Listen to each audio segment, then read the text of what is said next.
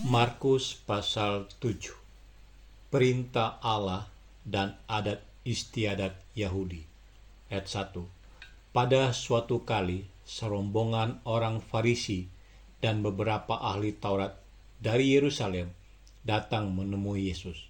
Ayat 2. Mereka melihat bahwa beberapa orang muridnya makan dengan tangan najis, yaitu dengan tangan yang tidak dibasuh. Ayat 3. Sebab orang-orang Farisi seperti orang-orang Yahudi lainnya tidak makan kalau tidak melakukan pembasuhan tangan lebih dahulu, karena mereka berpegang pada adat istiadat nenek moyang mereka. Ayat 4. Dan kalau pulang dari pasar, mereka juga tidak makan kalau tidak lebih dahulu membersihkan dirinya. Banyak warisan lain lagi yang mereka pegang, umpamanya hal mencuci cawan, kendi, dan perkakas-perkakas tembaga. Ayat 5. Karena itu orang-orang Farisi dan ahli-ahli Taurat itu bertanya kepadanya, mengapa murid-muridmu tidak hidup menurut adat istiadat nenek moyang kita, tetapi makan dengan tangan najis? Jawabnya kepada mereka, benarlah nubuat Yesaya tentang kamu, hai orang-orang munafik. Sebab ada tertulis, bangsa ini memuliakan aku dengan bibirnya, padahal hatinya jauh daripadaku. Percuma mereka beribadah kepadaku, sedangkan ajaran yang mereka ajarkan ialah perintah manusia. Ayat 8. Perintah Allah kamu abaikan untuk berpegang pada adat istiadat manusia. Ayat 9. Yesus berkata pula kepada mereka, sungguh pandai kamu mengesampingkan perintah Allah, supaya kamu dapat memelihara adat istiadatmu sendiri. Ayat 10. Karena Musa telah berkata, hormatilah ayahmu dan ibumu, dan siapa yang mengutuki ayahnya dan atau ibunya harus mati. Ayat 11.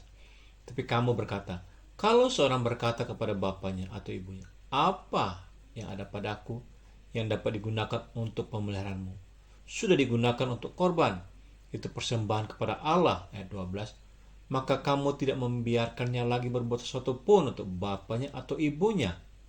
Ayat 13. Dengan demikian, firman Allah kamu nyatakan tidak berlaku demi adat istiadat yang kamu ikuti itu, dan banyak hal lain seperti itu yang kamu lakukan. Ayat 14. Lalu Yesus memanggil lagi orang banyak dan berkata kepada mereka, kamu semua dengarlah kepadaku dan camkanlah. Ayat 15. Apapun dari luar yang masuk ke dalam seorang tidak dapat menajiskannya, tapi apa yang keluar dari seorang itulah yang menajiskannya.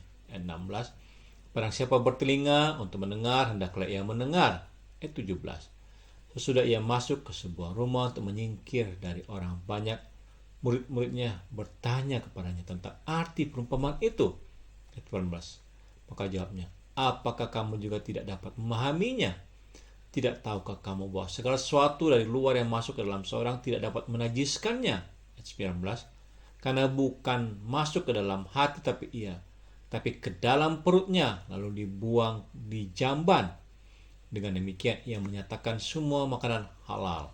Ayat 20 katanya lagi, apa yang keluar dari mulut seseorang, itulah yang menajiskannya. Ayat 21, sebab dari hati orang timbullah segala pikiran jahat, percabulan, pencurian, pembunuhan. Ayat 22, persinahan, keserakan, kejahatan, kelicikan, hawa nafsu, iri hati, hujat, kesombongan, kebebalan. Ayat 23. Semua hal jahat ini timbul dari dalam dan menajiskan orang. Perempuan Syro-Fenisia yang percaya. Ayat 24. Lalu Yesus berangkat dari situ dan pergi ke daerah Tirus. Ia masuk ke sebuah rumah dan tidak mau bahwa ada orang yang mengetahuinya. Tapi kedatangannya tidak dapat dirahasiakan.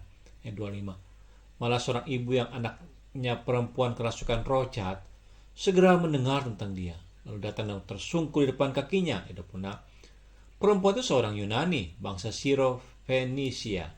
Ia memohon kepada Yesus untuk mengusir setan itu dari anaknya. Ayat 27. Lalu Yesus berkata kepadanya, biarlah anak-anak kenyang dahulu, sebab tidak patut mengambil roti yang disediakan bagi anak-anak dan melemparkannya ke anjing. Ayat 28. Tapi perempuan itu menjawab, benar Tuhan, tapi anjing yang di bawah meja juga makan remah-remah yang dijatuhkan anak-anak. Ayat 29. Maka kata Yesus kepada perempuan itu, karena kata-katamu itu, pergilah sekarang, sebab setan itu sudah keluar dari anakmu. Ayat 30, perempuan itu pulang ke rumahnya, lalu didapatinya anak itu berbaring di tempat tidur, sedang setan itu sudah keluar. Yesus menyembuhkan seorang tuli.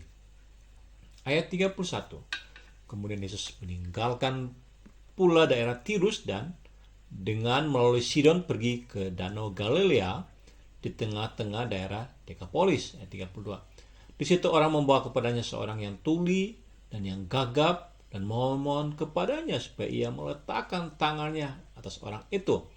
Ayat 33. Dan sesudah Yesus memisahkan dia dari orang banyak sehingga mereka sendirian, ia memasukkan jarinya ke telinga orang itu, lalu ia meludah dan meraba lidah orang itu. Ayat 34. Kemudian sambil menengadah ke langit, Yesus menarik napas dan berkata kepadanya, Ephata, artinya terbukalah.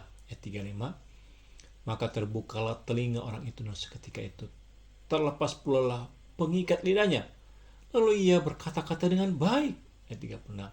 Yesus berpesan kepada orang-orang yang ada di situ supaya jangan menceritakannya kepada siapapun juga, tetapi makin dilarangnya mereka, makin luas mereka memberitakannya. Ayat 37. Sebab mereka takjub dan tercengang dan berkata, ia menjadikan segala-galanya baik, yang tuli dijadikannya mendengar, yang bisu dijadikannya berkata-kata.